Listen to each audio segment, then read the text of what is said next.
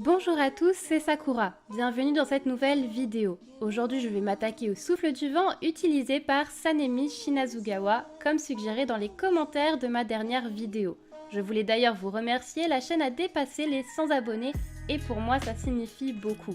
En tout cas, j'espère que cette vidéo vous plaira et je vous laisse avec la suite. En tant que membre de pilier, Sanemi est un épéiste très puissant, le 3e selon Kokushibo.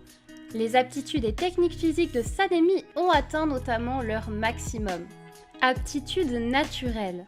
Sang toxique. Le sang de Sanemi fait partie d'un des plus rares types de sang, le rendant extrêmement toxique envers les démons.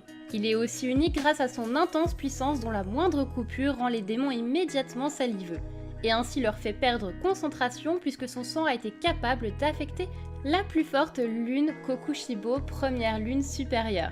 Pour l'instant, le seul démon immunisé contre le sang de Sanemi est Nezuko, du fait de sa forte volonté et conviction de ne pas manger d'humains, qui fut encore plus implanté dans son esprit par Sakonji Urokodaki.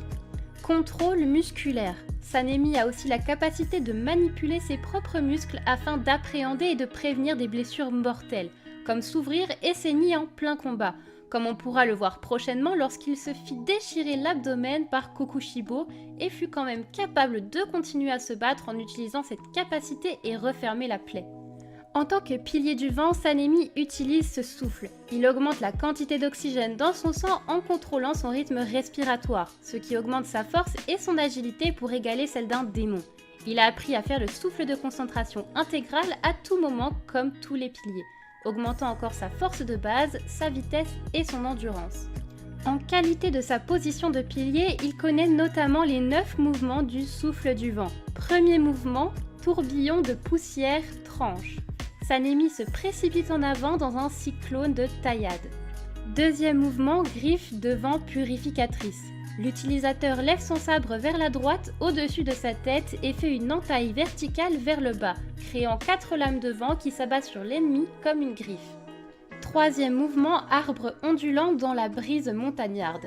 Sanemi utilise son bras pour couper autour de son corps, créant ainsi un tourbillon tout autour de lui qui coupe tout sur son passage. Quatrième mouvement, la tempête de poussière levante. L'épéiste agite sa lame vers le bas vers plusieurs directions. Cinquième mouvement, tempête hivernale. Sanemi frappe d'en haut tout en tombant dans une multitude d'entailles arquées. Sixième mouvement, la rafale de fumée noire.